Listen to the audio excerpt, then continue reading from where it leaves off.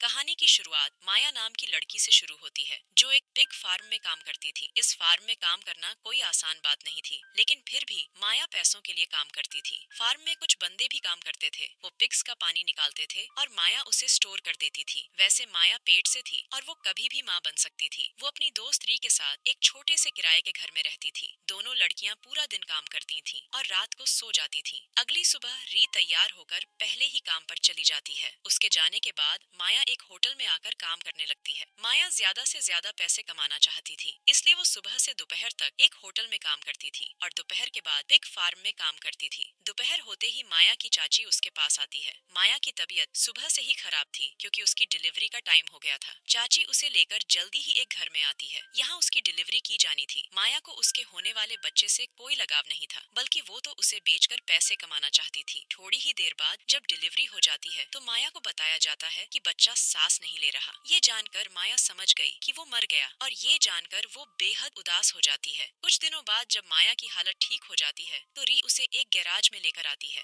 दोनों लड़कियां यहाँ देसु नाम के बंदे से मिलने आई थी। देसु इस गैराज का मालिक था। दोनों लड़कियां जब उसके पास आती हैं तो वो उन्हें एक कोने में लेकर आता है। देसु गैर कानूनी तरीके से लोगों को दूसरे देश भेजता था। माया उसकी मदद से जापान जाना चाहती थी। उसके पास पैसे कम पड़ रहे थे, इसलिए देसु उसे पैसों का इंतजाम करने को कहता है। माया हर हाल में जापान जाना चाहती थी, इसीलिए वो ज्यादा से ज्यादा पैसे कमाना चाहती थी। अगली सुबह माया होटल में आकर काम करने लगी थी। इसी बीच उसके पास उसकी चाची आती है और उसे कुछ खाने पीने को देती है। चाची को माया की बेहद फिक्र थी, इसलिए वो कभी कभी उससे मिलने आ जाती थी। होटल में काम करने के बाद माया एक टैक्सी में बैठती है और फिर फार्म में आकर काम करने लगती है। री भी इसी फार्म में काम करती थी। वो यहाँ पूरा दिन काम करती थी, जबकि माया आधा दिन काम करती थी। काम करते करते माया चुपके से स्टोर में आती है और फिर पिग्स के पानी की कुछ बोतलें उठा लेती है। इसके बाद वो बाहर आकर पहले एक लिफाफे में थोड़ा सा पानी डालती है और फिर लिफाफे में पिग्स का पानी डाल देती है। माया ने पैसे कमाने के लिए चोरी की थी और जल्दी ही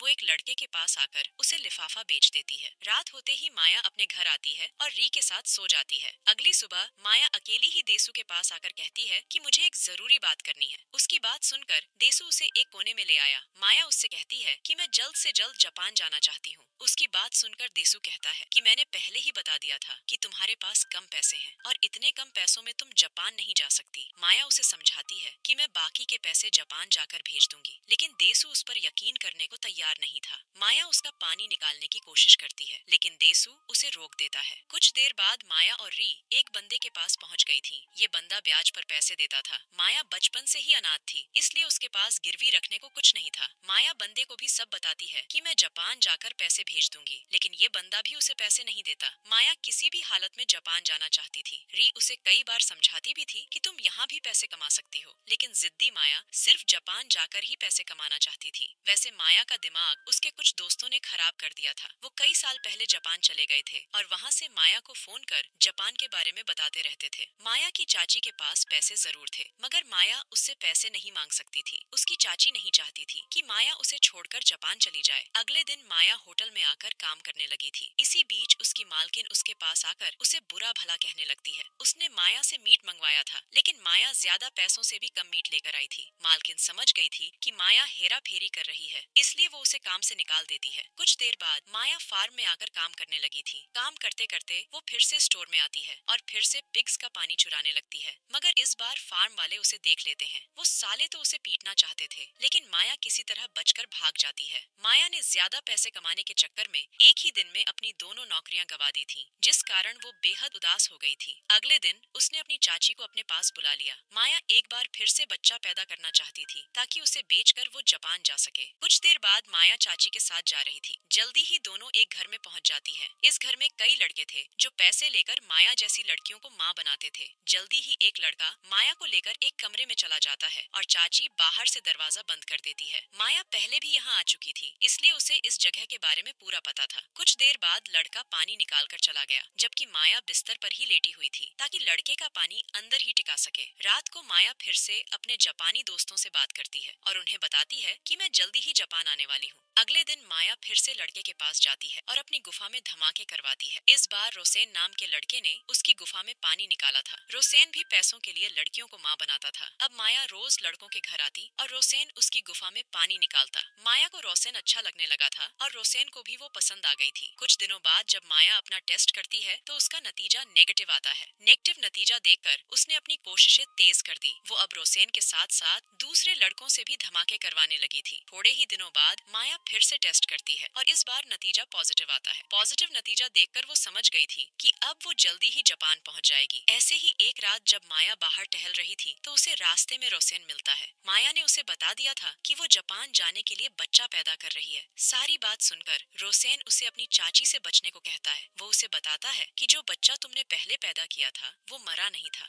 बल्कि उसे तो तुम्हारी चाची ने मेरी बीवी को बेच दिया था और तुमसे बच्चे की मौत के बारे में झूठ बोला था। अपनी चाची की सच्चाई जानकर माया हैरान हो गई। अगले दिन वो चाची के पास पहुंचकर उससे पैसे मांगती है, लेकिन उसकी चाची उसकी तरफ ध्यान नहीं देती। माया रोसेन के घर जाकर उसकी बीवी से बच्चा छीनने की भी कोशिश करती है, लेकिन उसकी ये कोशिश भी सफल नहीं हो पाती। माया अंदर से बिल्कुल टूट चुकी थी। वो चाची से बदला लेने के लिए उसके घर चोरी करने की भी कोशिश करती है, मगर उसके हाथ कुछ भी नहीं लगता। अगले दिन उसकी चाची उसके पास आकर कहती है कि मैं नहीं चाहती कि तुम जापान जाओ, इसीलिए मैंने तुम्हें पहले बच्चे के पैसे नहीं दिए थे, मगर तुम्हारी जिद देखकर मैं हार मानती हूँ और अब तुम दूसरे बच्चे के पैसे लेकर कहीं भी जा सकती हो। धीरे धीरे जैसे जैसे दिन बीतने लगे माया की जिंदगी पटरी पर लौटने लगी। उसने अपनी चाची को माफ भी कर दिया था और अब वो उसके साथ समय भी बिताने लगी थी। ऐसे ही एक दिन माया को बाजार में रोसेन नजर आता है। वो उसके साथ कुछ वक्त बिताना चाहती थी, इसलिए दोनों एक बोट में आ गए थे। बोट में बैठकर दोनों अभी बातें कर ही रहे थे कि इसी बीच माया को बाथरूम का प्रेशर पड़ता है। माया पेट से थी, इसीलिए उसे बार बार बाथरूम जाना पड़ता था।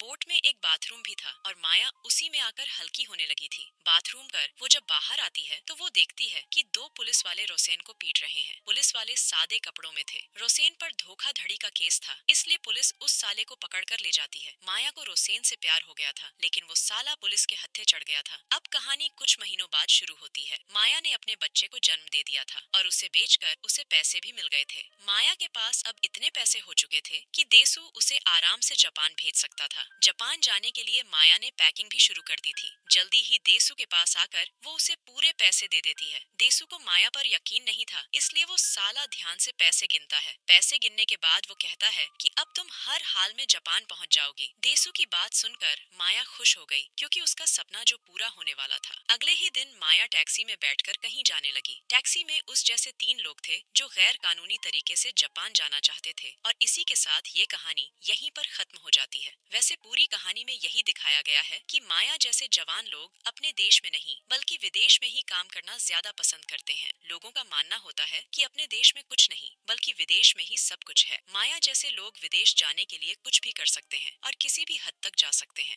हमारी वीडियो देखने के लिए बहुत बहुत धन्यवाद। अगर आप ऐसी ही वीडियोस के दीवाने हैं तो प्लीज मेरे चैनल को जरूर सब्सक्राइब करें। मिलते हैं अगली वीडियो में, तब तक के लिए नमस्कार।